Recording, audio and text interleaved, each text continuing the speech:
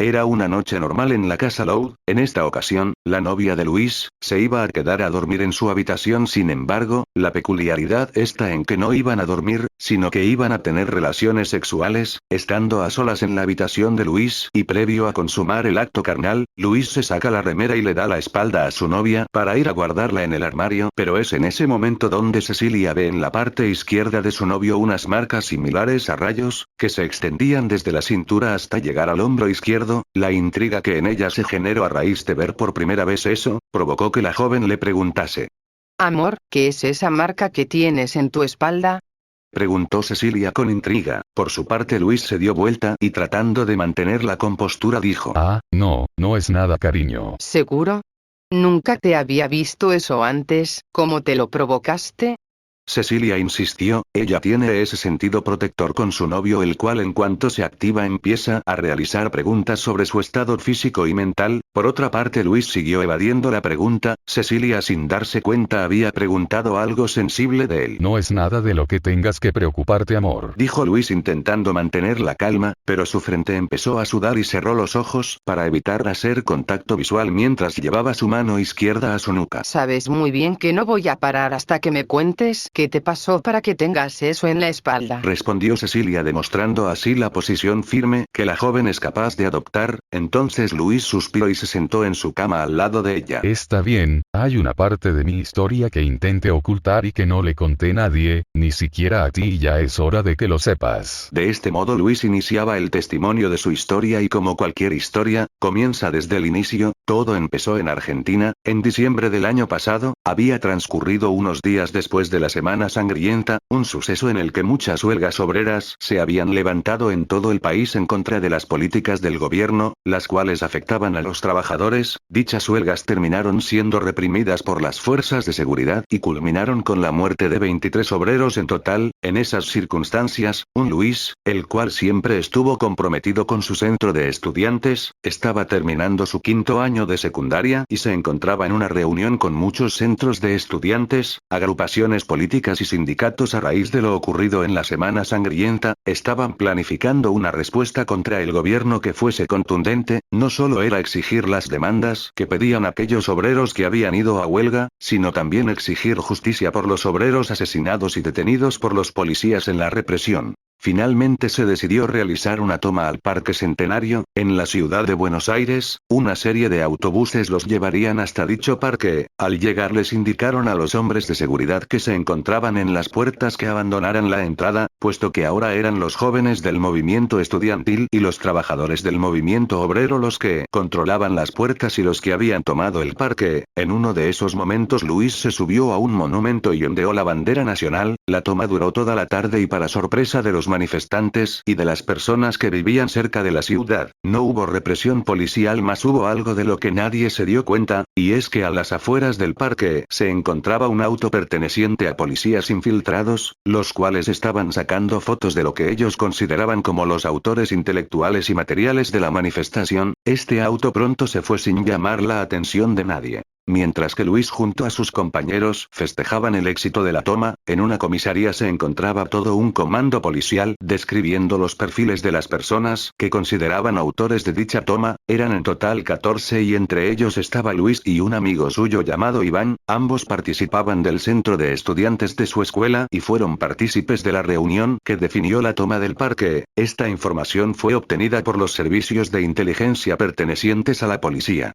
La toma había salido hasta en los canales de televisión. Fue un duro golpe para el gobierno y el presidente no lo iba a tolerar. En cuanto se le ofreció la oportunidad, este firmó una operación que permitía a la policía el secuestrar a estas 14 personas. Fueron cayendo una a una en un periodo de tiempo de 2 semanas, hasta que finalmente cayó Luis. Este estaba volviendo de una juntada con amigos y los policías, aprovechando que estaba solo, le pusieron una bolsa en la cabeza para que no pueda ver, lo noquearon y lo subieron a un auto civil. Horas después Luis despertó en una sala iluminada por una lámpara en pésimas condiciones. Luis intentó moverse, pero se dio cuenta al instante que sus manos y pies estaban atrapadas con grilletes a la silla en la que estaba sentado. por lo que no había forma de que pudiera levantarse. Luis estaba mareado y desde la oscuridad emergió un policía el cual se presentó ante él. Buenas Luis, yo soy el oficial Almiro Lavante. Dijo el oficial con cierto grado de altanería. Luis todavía seguía mareado pero podía escuchar y prestar atención a lo que decía. Mira,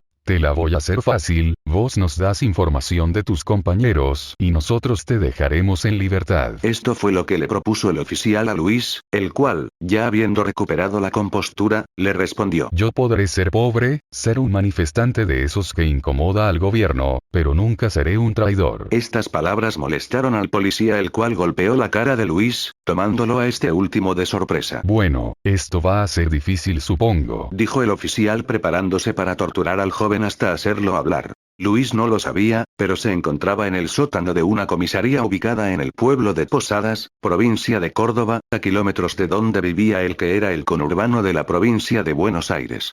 El joven no era el único que recibía tortura, sus demás compañeros también secuestrados y confinados en la misma comisaría también recibían la misma tortura. Las familias fueron denunciando la desaparición de sus familiares. La versión que dio el gobierno de los hechos fue que aquellas 14 personas desaparecidas eran guerrilleros y que el gobierno no tenía responsabilidad sobre los desaparecidos, alegando que eran casualidades no vinculadas al gobierno. Esto solo aumentó el nivel de las manifestaciones y por consiguiente, la represión solo fue a peor. Mientras se daban las manifestaciones y las represiones, Luis continuaba sufriendo tortura la cual incluyó golpes hasta el uso de una picana eléctrica la cual dejó marcado el lado izquierdo de su espalda. ¿Ahora vas a hablar? Preguntó el oficial Almiro tras propinarle el primer ataque con la picana. Yo nunca voy a delatar a mis compañeros. Respondió Luis manteniéndose firme. Ah, o sea vos quieres que te matemos. Dijo Almiro Lavante. Si me van a matar, al menos déjenme despedirme de mis familiares o no tienen honor giles. Esa pregunta de Luis fue la que enfureció más al policía, que volvió a propinarle otro ataque con la picana eléctrica. Fue una semana donde Luis no comió ni bebió, solo recibió torturas. En un punto y sin que Luis se enterase, 4 de los 14 secuestrados terminaron muriendo, eran los mayores del grupo y no pudieron resistir tanta tortura. Sus cuerpos fueron llevados en bolsas y enterrados en el medio del campo, a kilómetros de Posadas. Sin embargo, un campesino que se encontraba trabajando por allí descubrió los cuerpos y lo denunció ante las autoridades. Tiempo después las investigaciones forenses verificaron que en efecto, esos 4 cuerpos pertenecían al grupo que estaba siendo buscado. Fue en ese momento que el gobierno decidió empezar una investigación que rápidamente llevaría así a la comisaría de Posadas. Luis ya había perdido noción del tiempo, no sabía en qué día estaba o si era de día o de noche, pero algo lo sorprendió y fue que al despertar, la sala estaba vacía pero de pronto un gas empezó a entrar por la rendija de la puerta. Dicho gas lo dejó dormido, el mismo gas se aplicó a los demás secuestrados. Todo esto se vio enmarcado en una operación que se hizo con colaboración de los gobiernos de Estados Unidos. El gobierno argentino había pactado con ellos para enviarles a los secuestrados, que aún vivían a cárceles estadounidenses. Sus identidades y paraderos seguirían estando ocultas y en la comisaría de Posadas no encontrarían nada sospechoso una vez borrada todo tipo de pruebas. Esta operación se basó en la teoría del rehabilitamiento, una idea que plantea el adoctrinamiento para cambiar las ideas de las personas y así eliminar los pensamientos subversivos de las personas. Dicha teoría fue impulsada principalmente por los servicios de inteligencia estadounidenses. Luis y sus otros 9 compañeros fueron llevados con la cabeza cubierta y atados de manos en un camión blindado de la policía. No se podía ver el interior de los camiones así que nadie podría sospechar de lo que se encontraban allí adentro. El camión los llevó al aeropuerto de Ezeiza, donde fueron subidos a un avión que los llevaría a una prisión de máxima seguridad a unos kilómetros de Dallas, Texas. Luis despertó en medio del viaje, pero no pudo ver nada y al subir al avión de nuevo se les suministró gas para dejarlos dormidos. Mientras esto ocurría se daba un allanamiento en la comisaría de Posadas donde los policías dejaron, sin querer, algunas pistas que podrían dar indicio de que aquí estuvieron los desaparecidos. Entonces las marchas empezaron a desbordarse en las principales ciudades de Argentina y el gobierno intentó imponer orden decretando un estado de sitio. Esto no fue bien recibido por ningún sector del gobierno y las fuerzas armadas terminaron realizando un golpe de estado a vísperas de Año Nuevo. El gobierno derrocado sin embargo no renunció y se desplegaron a Rosario. Este modo Argentina quedó dividida en los territorios que estaban del bando de los militares y el otro territorio que estaba del bando del gobierno. La iniciada Guerra Civil Argentina se acrecentó con la intervención de Chile, Reino Unido y los Estados Unidos en favor del gobierno y el Brasil en favor de los militares sublevados. Ambas facciones usaron la guerra como excusa para ocupar territorios argentinos como la Patagonia. Esto generó fuerte rechazo en la sociedad, lo que llevó a que algunos argentinos se organizaran en verdaderas guerrillas que luchaban tanto contra los militares como contra el gobierno. Mientras todo este caos pasaba, Luis recién había llegado a la prisión S9, a 300 kilómetros de Dallas. El joven despertó en una celda común y corriente, con una ventana de barrotes que le dejaban ver un poco la luz del sol, y por fin le dieron algo de comida y bebida. Ese alimento no fue más que un mísero pan y un vaso de agua de dudosa procedencia, pero en cuanto Luis terminó de examinar el lugar y percatarse de la comida, este fue corriendo hacia ella y no le importó que fuese poco, puesto que para ese momento hasta una migaja podía suponer mucha comida. En aquella prisión les hicieron hacer trabajos forzados donde tenían que picar piedra con un pico a plena luz del sol. En un momento cayó rendido por el calor y un policía se le acercó y en un torpe español le dijo: Oye, si no quieres morir a nuestras manos, más te vale que sigas trabajando. En ese momento Luis se quebró, miró al policía y gritando en lágrimas dijo: Ya mátenme. No puedo soportar esta tortura. El oficial solo lo arrastró desde el cuello de su remera y lo metió de nuevo en su celda. Luis se sentó de rodillas en una esquina a llorar y de pronto escuchó una voz. Hey amigo, ¿qué pasó? Luis siguió el origen de la voz y vio que era un sujeto que se encontraba en la celda de al lado. No soporto más esta tortura. Contestó Luis. Sí, ya veo, y dime qué has hecho para estar aquí. Preguntó el desconocido con un acento que delataba su nacionalidad mexicana. Por su parte el joven respondió: Solo me manifestaba en mi país por los derechos de los trabajadores y de los estudiantes. Aquel hombre extrañado aún más contestó: ¿Estudiantes? ¿Pero cuántos años tienes? Tengo 17 años. Respondió Luis. ¿Pero por qué siendo tan joven te encerraron en una prisión de máxima seguridad? No lo puedo creer, tú eres inocente muchacho, no debes estar aquí, rodeado de tanta mala calaña. Preguntó el hombre algo disgustado por saber que habían encerrado a un menor en el lugar. Ah, ¿sí? ¿Y tú quién eres?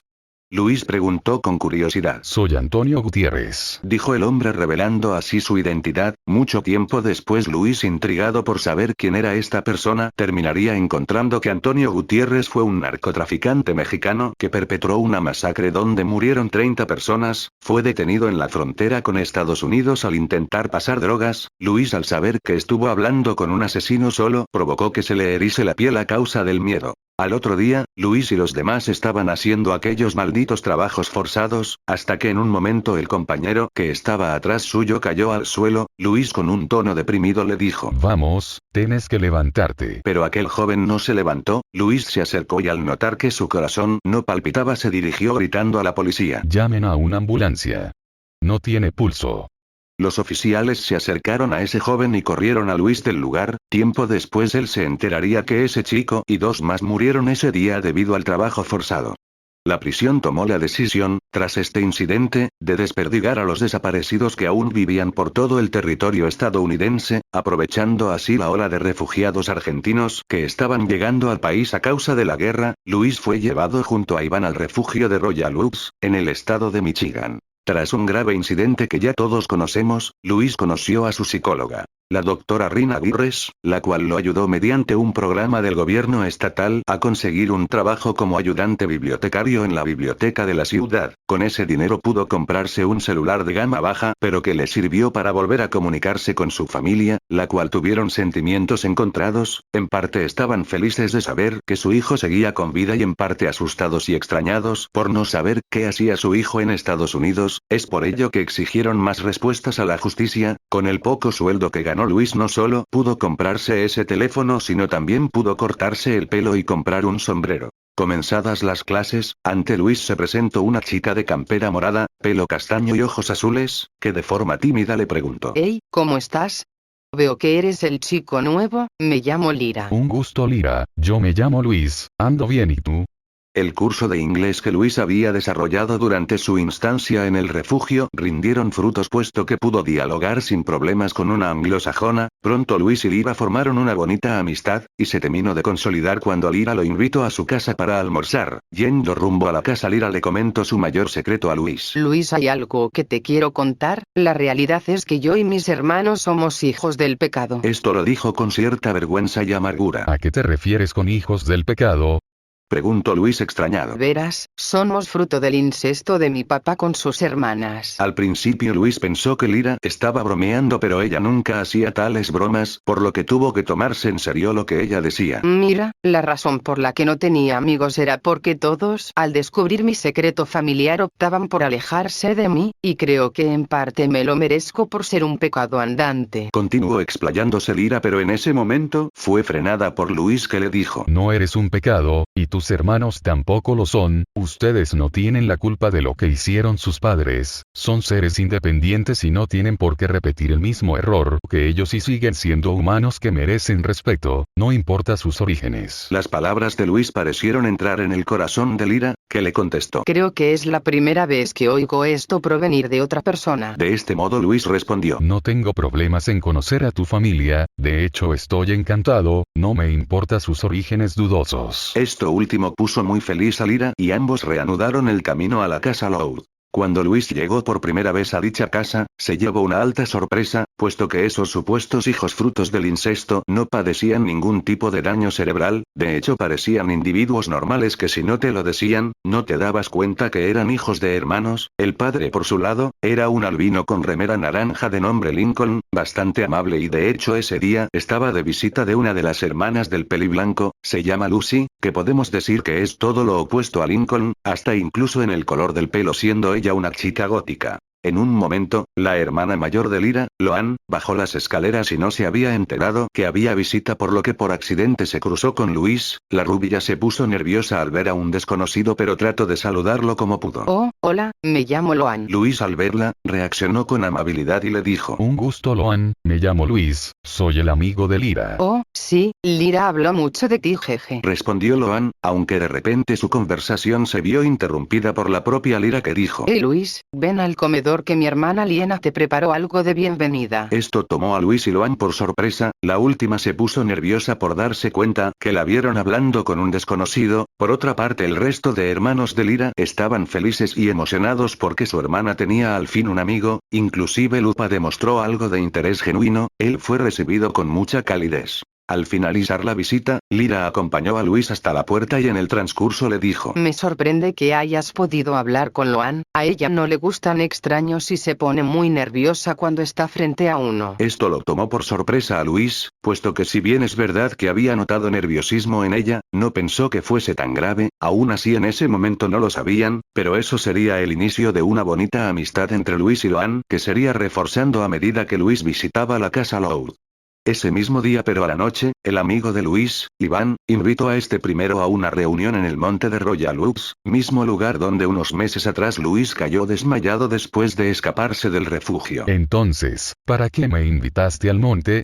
Preguntó Luis manteniendo seriedad debido a los recuerdos que le trae este lugar. Mira, Luis, las cosas en Argentina recién empiezan, yo quiero intentar establecer una red de contacto hacia el país, creo que lo mejor es que me mude a la gran ciudad. Decía Iván mientras ambos miraban las luces del pueblo de Royal Oaks. ¿Vos qué vas a hacer?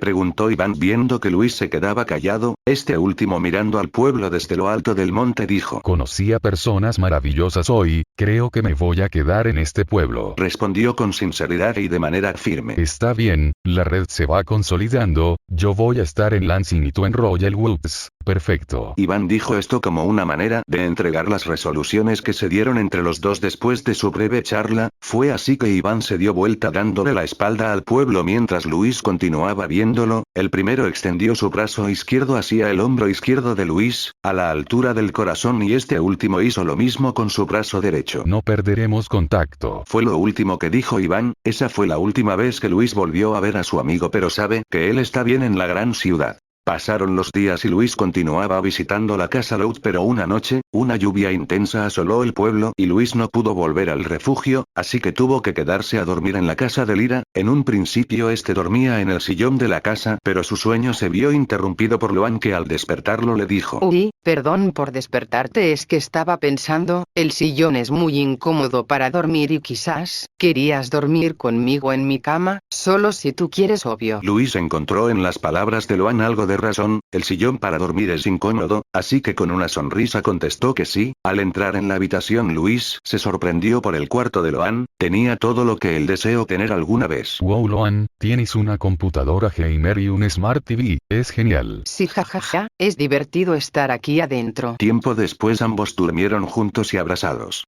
De este modo, finalizaba la cronología que Luis había empezado para contarle el origen de sus marcas en la espalda a su novia Cecilia, sus orígenes y la verdad del por qué él está donde está. Su novia estaba horrorizada por saber que su novio había sufrido tanta tortura y que jamás había contado nada. Amor, ¿quién más sabe de esto? Solo mi psicóloga, Ceci, ella me instó para que yo declare, así pueden proceder con la identificación y enjuiciamiento a los policías y políticos implicados en la causa, pero no me veo capaz de hacerlo. Respondió Luis con mucha inseguridad. Por su parte, su novia, siendo comprensiva, tomó las manos de su amado y le dijo: Bueno, ya me contaste todo a mí, eso es un comienzo, ¿por qué no mañana le cuentas a tu familia de esto?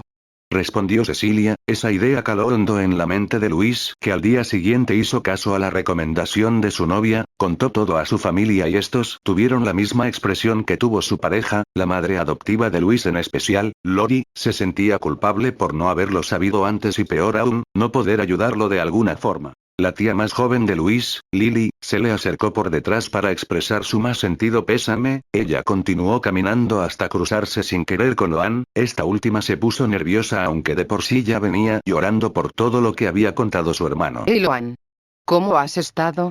Preguntó Lily intentando fingir una falsa tranquilidad. Bien, contestó Loan. Mira, quería pedirte perdón por haberte mirado mal la última vez que nos vimos, tuve que haber sido comprensiva contigo y no actuar de manera inmadura. Respondió Lily sincerándose para ello. A mí lo que más me dolió no fue el cómo me miraste. Respondió Loan y tomó por sorpresa a Lily. Sino el hecho de que te fuiste de mi vida, cuando yo siempre te consideré una hermana y una amiga. Tiempo después fue que me enteré que eras mi tía. Cerró Loan entre lágrimas. Lily miró al piso con culpa y dijo: ¿Sabes? Si algo aprendí de tu papá y de todos los que viven aquí, es que siempre es importante dar segundas oportunidades, así que, ¿me darías una segunda oportunidad para reparar nuestra amistad, hermana? Le propuso Lily a Loan mientras extendía su brazo derecho para realizar un apretón de manos. Esta última, que siempre extrañó a Lily, aceptó sin dudar, dándole un fuerte abrazo en lugar del apretón de manos que su tía pretendía. Al final, una relación de hace años por fin se reparaba. Al día siguiente, Lori llevó a su hijo a la psicóloga. En la sesión, Luis le comentó a la doctora Aguirres que ahora estaba dispuesto a declarar. Esto puso feliz a la doctora porque esto suponía que se iba a hacer justicia a Luis y a las demás personas torturadas en manos de policías. El video de su declaración se grabó en un tribunal como corresponde el protocolo. El video fue enviado a la Argentina y el juicio fue llevado a cabo en un tribunal de la ciudad de Buenos Aires. Dicha ciudad había sido declarada como zona internacional por la ONU, así que no existía riesgo de un ataque por algún bando de la guerra civil. Cuando terminó la declaración de Luis, este salió del tribunal estadounidense y se subió al auto de su madre adoptiva, pero esta, antes de arrancar el vehículo, le dijo: Hijo, perdón por no haber estado ahí cuando más lo necesitaste, pero quiero que sepas algo, tú nunca correrás peligro bajo mi cuidado, porque eres mi hijo y te amo, no permitiré que nadie te haga daño. Las palabras de Lori pudieron ablandar el corazón de su hijo adoptivo, el cual le contestó: Gracias, mamá. Esa última palabra hizo que Lori se sonrojara, pero en su interior se encontraba feliz de que por fin su hijo la reconociera como su madre. Si bien todo esto trató de mantenerse bajo la confidencialidad, el rumor de lo que había sufrido Luis en su pasado no tardó en esparcirse por todo Royal Oaks. Sus vecinos estaban asombrados puesto que lo conocían y sabían lo amable que era. No podía creer que había sido torturado en el pasado. El juicio fue llevado a cabo una semana después y fue transmitido por televisión, así que Luis y su familia pudieron verlo. El juez dictó cadena perpetua a los policías encargados de la planificación y de llevar a cabo los secuestros y las torturas. Entre ellos se encontraba el policía que torturó a Luis, Almiro Lavante, que fue llevado por otros policías a la prisión por sus crímenes de lesa humanidad. La familia Loud festejó mientras que Luis sentía finalmente paz en su interior por saber que se hizo justicia no solo por él, sino por todos los compañeros que sufrieron. Tiempo después, Clyde McBride, el director de la secundaria a la que asiste Luis, lo invitó a este último a dar una charla en la cancha de gimnasia frente a todos sus compañeros de escuela. Luis se puso nervioso puesto que era la primera vez hablando frente a tantas personas, pero pudo hablar y además de hacer un resumen breve de su testimonio, también dio un mensaje de aliento para los jóvenes de luchar y no quedarse callado ante las injusticias y la corrupción de los gobiernos. Pasadas unas semanas, Lincoln, para poder despejar un poco los aires pesados que habían estado circulando por la casa Loud a raíz de lo contado por Luis, el albino decidió, junto a toda su familia, ir a los Grandes Lagos a pasar la tarde, aprovechando los últimos días cálidos del verano. El peliblanco permitió que la novia de Luis pudiera ir y ya estando en el lugar, el joven se sacó la remera para poder adentrarse en el agua y por detrás, sus padres adoptivos observaron por primera vez, y atónitos, las marcas que recorrían la espalda de Luis, no sabían qué hacer ni qué decir y Cecilia al percatarse de esto, agarró el bloqueador solar y le dijo: Hey amor, ¿quieres ponerte bloqueador solar?